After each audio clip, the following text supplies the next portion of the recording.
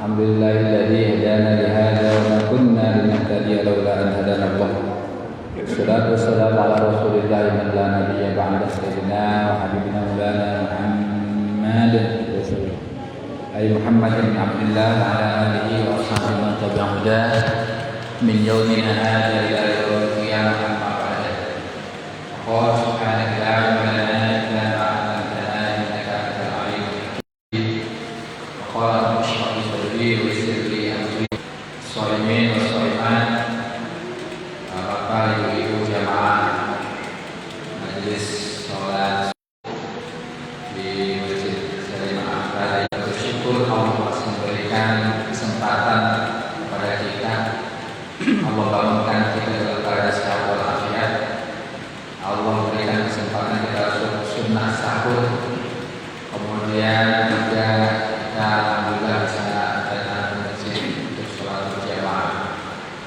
Dan semoga semua itu sebagai bukti dari rasa syukur kita atas nikmat yang Allah berikan, yaitu dengan memanfaatkan kenikmatan yang Allah berikan untuk Allah, yaitu untuk datang ke masjid, untuk kita berjamaah. Dan selanjutnya alhamdulillah ada sedikit waktu, mari kita gunakan untuk mengingatkan diri kita masing-masing. Khususnya saya pribadi mengingatkan pada diri saya pribadi, nasihat saya dan juga umumnya untuk jamaah sekalian yang bisa mengambil ilmu dan pelajarannya. Semoga ini semua nanti bisa dijadikan hujah di hadapan Allah, bahwasanya kita pernah berbuat baik, kita pernah menuntut ilmu, dan insya Allah dengan ikhlas dan ridho semoga itu menjadi berkah bagi kita semua. Dalam bulan suci Ramadan ini banyak sekali julukannya Ramadan itu. Ada bulan penuh ampunan, ada bulan maghfirah, ada bulan sabar, ada bulan Al-Quran, ada juga bulan ikhlas. Nah, saya ingin menyampaikan sedikit tentang Ramadan adalah bulan ikhlas. Ramadan bulan ikhlas, artinya ikhlas itu apa? Ikhlas itu bekerja, melakukan atau melaksanakan, berbuat sesuatu tanpa pamrih, tanpa disebut, tanpa ingin ini dan itu.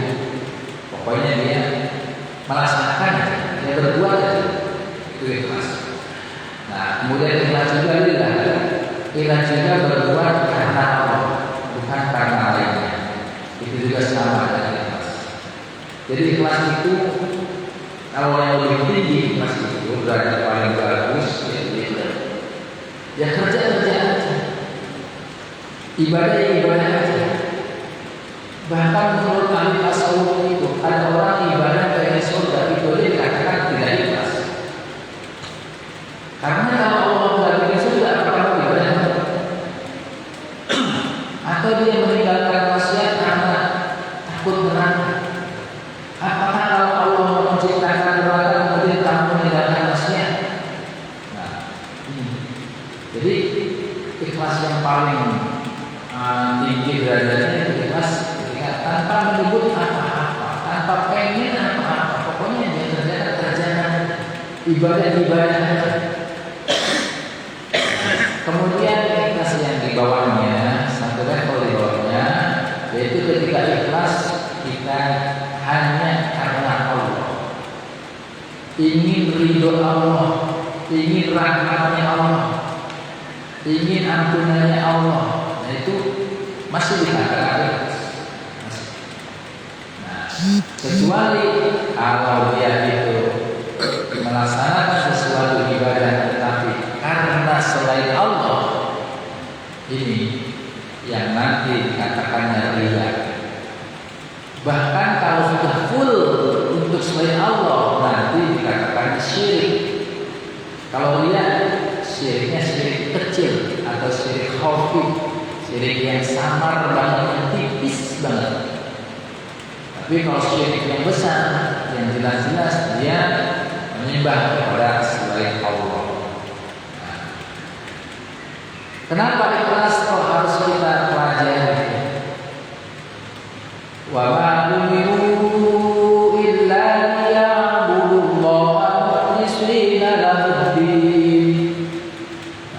tidaklah kalian diperintah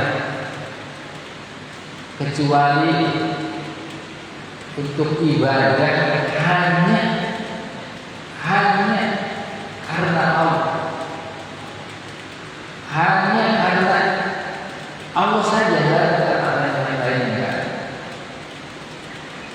Jadi ibadah yang kita laksanakan itu tidak ada tujuan-tujuan lain kecuali hanya kepada Allah. Seperti di dalam sholat kita saja, bahkan bukan hanya ibadah. Inna sholati wa nusuki wa mahyaya wa mamati lillah. Penyerahan kepada Allah total.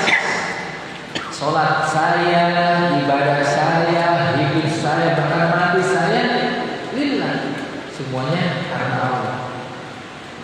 Lebih luas lagi ketika berbuat kita semuanya karena Allah. Kita marah atas ada kemungkaran, ya kita marahnya karena Allah, bukan nafsu. Kemudian kita mau makan, mau minum bukan nafsu, tapi bismillah dengan menyebut nama Allah. Semuanya Allah dan seterusnya. Nah, puasa juga demikian. Karena Allah juga mengatakan dalam hadis qudsinya bahwasanya was-shaumu li, sementara ibadah puasa untuk hambaku, ibadah haji yang untuk hambaku, pahalanya untuk hambaku semuanya. Tetapi ketika puasa itu untuk Allah. Jadi kita berpuasa itu untuk Allah, membela Allah, bukan untuk diri kita. Kemudian kata Allah, wa ana ajzi, dan aku yang membalasnya. Saya ingat aja ya kalau analoginya begini. Kalau kita sudah dekat kepada seseorang, urusan kita akan gampang. Umpama di antara semua ini, saya mau ngasih sesuatu karena pekerjaan, tapi saya punya tangan kanan saya satu orang. Namanya Mas Saron, tangan kanan saya. Umpamanya, yang lain dibagi. Nih, sekian. Rezekinya masing-masing dibagi. Terus kata Mas Saron, dari urusan saya. Karena orang dekat urusan saya. Seperti Allah dengan kuasanya hamba, kata Allah, itu urusan saya. Tebak coba, kalau saya bagi-bagi kepada yang lain itu mau 1 jutaan, mangsalnya itu urusan saya. Dikasihkan lebih apa kurang? Orang yang dekat-dekat dikasih lebih apa kurang? Pasti lebih. Dari urusan saya. Berarti ada dirian, ada rahasia, ada nasib yang lebih baik. Begitu juga dengan puasa. Kalau sholat pahalanya ini, haji pahalanya ini, tapi kalau puasa tidak sebutin pahalanya apa, itu urusan saya akan ngasih kepada. Jadi karena puasa itu ikhlas, ikhlasnya puasa gimana sih? Kita semua nggak ada yang kelihatan ikhlasnya puasa, nggak ada yang kelihatan. Mau lihat bagaimana coba? Gak bisa lihat. Semua juga pada puasa. Emang biar dikira puasanya khusyuk banget, kemudian dulu terus itu. Bukan enggak juga. Sama puasanya, kita sama. Waktunya sama. Kita sahur kalau begitu sama, gak ada bedanya. Tapi Allah yang akan menilai. Karena ini adalah rahasia keikhlasan kita kepada Allah Subhanahu wa Ta'ala. Maka bulan ikhlas ya, puasa itu benar-benar ibadah yang harus ikhlas dan sangat ikhlas, dan insya Allah bebas daripada riya. Puasa itu beda kalau kita sholat jamaah. Kadang-kadang kita sholat mau ke masjid lewat beberapa rumah. Yang beberapa rumah itu ada di antara yang nggak mau masjid.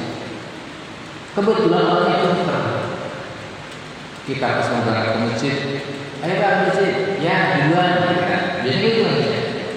Sering kan kita ngajak orang ke masjid bilangnya ya duluan gitu kan. Kita di hati ini, lu pinter ngatur orang belajar jamaah dan berangkat. Itu kata-kata begitu aja udah ada unsur riaknya, ada unsur takabur atau sombongnya, karena merendahkan. Jadi ibadah sholat kita jamaah itu udah gampang banget dimasuki riak, apalagi sedekah. Gampang banget riak. Tapi puasa enggak. Karena puasa paling aman. Nah, kemudian ajaibnya puasa di bulan Ramadan ini, kalau kita membaca hadisnya yang tadi bahwa Allah yang akan membalasnya tentang pahala puasa. Kemudian kata Allah, walahu fami shaimin, dan sungguh bau mulutnya orang yang berpuasa apian itu lebih wangi, kata Allah, minal miski, daripada minyak kasturi, minyak yang harum banget, lebih wangi, kata Allah, mulutnya orang yang berpuasa. Apalagi setelah zuhur itu pasti nggak ada yang betah itu baunya, lebih wangi. Maksudnya apa sih itu? Maksudnya apa? Masa Allah nggak bisa bedain yang wangi sama yang enggak? Dia kalau secara logika gini, artinya mulut kita yang bau itu kata Allah lebih harum untuk membaca Al-Quran daripada kita ngobrol sama orang. Ketika bau mulut semakin bau kita, ayo semakin dekat dengan Al-Quran, kita baca Al-Quran, kita baca kalam Allah, kita ngobrol dengan Allah dengan baca Al-Quran. Itu Allah bersama. Ketika mulut bau, gak usah ngobrol-ngobrol sama teman, gak usah. Ya pasti semuanya merasa bau, dan kita gak orang lain yang merasa. Ini Allah di sini. Daripada ngobrol yang lain. Kebetulan juga Ramadan ini adalah bulan Al-Quran, sehingga ya sangat cocok sekali ketika kita mengisi kekosongan kita, apalagi setelah mulut itu berubah baunya, ya dengan membaca Al-Quran. Ibu sebelum istirahat bacalah sekedar beberapa ayat, kemudian rebahan itu terserah.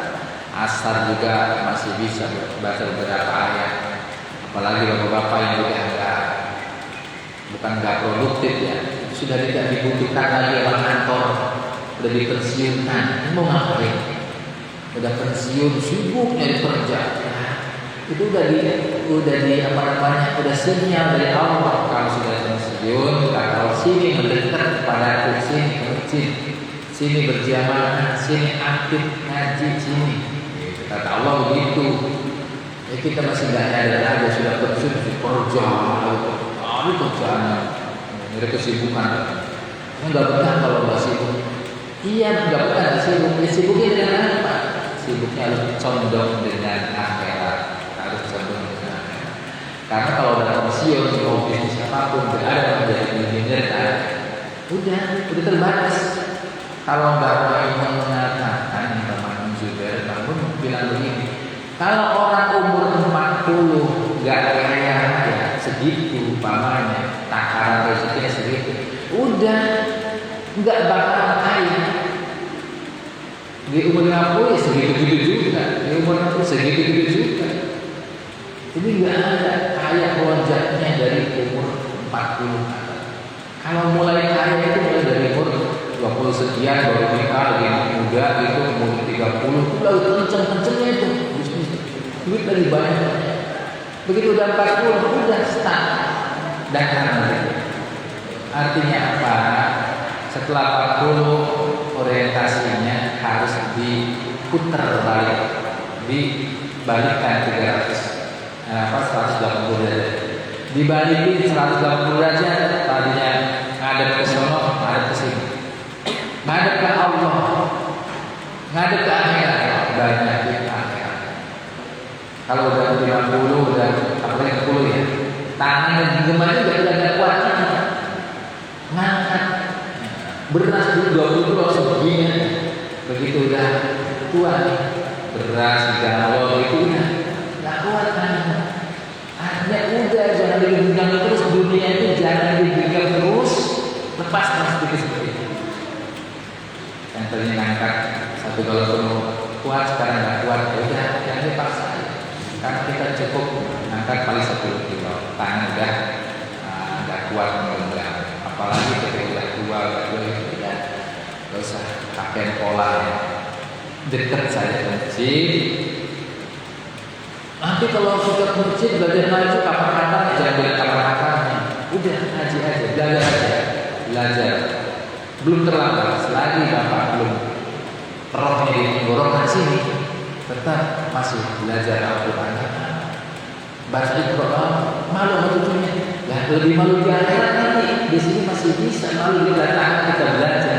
Di akhirat belajar dari mana? Udah nggak bisa. Ukuran orang di surga nanti ada tingkatannya. Tingkatan yang paling tinggi ashabatul kiram barokah yaitu orang-orang yang ahli Al-Quran, paling derajat yang paling tinggi.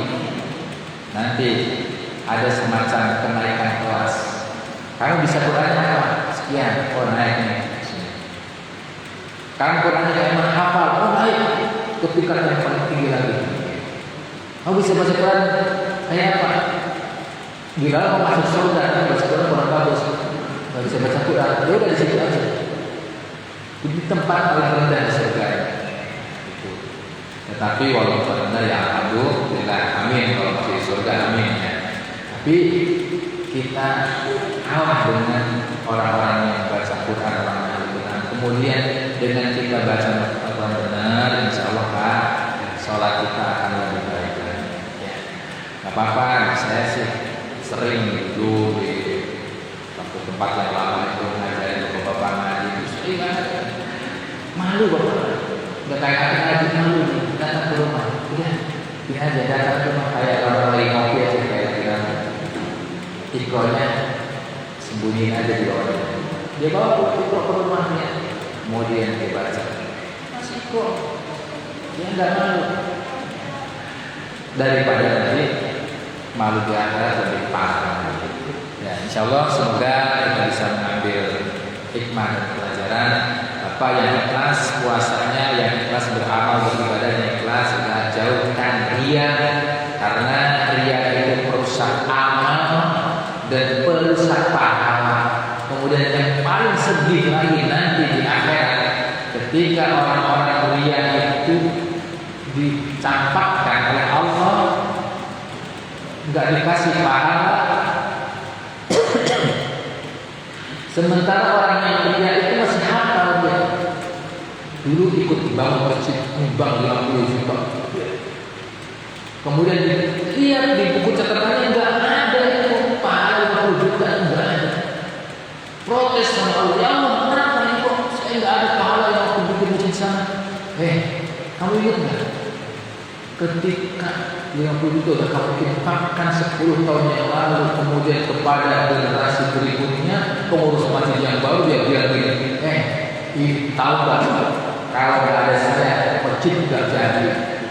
Waktu itu saya dapat rezeki 40 juta, saya datang bermasjid jadi. Udah 10 tahun diundi, hapus amal, hapus pahalanya sudah ada. Kata Allah, saya minta kepada yang waktu itu kamu bilang kalau masjid nggak ada saya nggak akan jadi. Saya minta sana. Coba sedih kan? Nah makanya dia itu perusak, penghancur amal. Sebagaimana kayu bakar yang dimakan api, kayu kering banget. Jadi amal-amal itu seperti kayu bakar. Ria seperti api, habis sama kita. Naudzubillah. Ya semoga kita jauh-jauh dari dia, ikhlaskan amal-amal ibadah kita hanya karena Allah. Yang sholatku khususnya, ibadahku khususnya, dan hidup matiku itu hanya karena Allah saja. Insya Allah, amin ya rabbal alamin. Barakallahu fikum.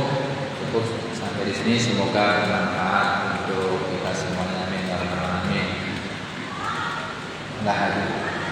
Al-Fatihah. A'udzubillahi minasyaitonir rajim. Bismillahirrahmanirrahim. Alhamdulillahirabbil alamin, arrahmanir rahim, maliki yaumiddin, iyyaka na'budu wa iyyaka nasta'in, ihdinas siratal mustaqim, siratal ladzina an'amta 'alaihim ghairil maghdubi 'alaihim waladdallin. Subhanakallahumma wa bihamdika asyhadu an la ilaha illa anta astaghfiruka wa atubu ilaik.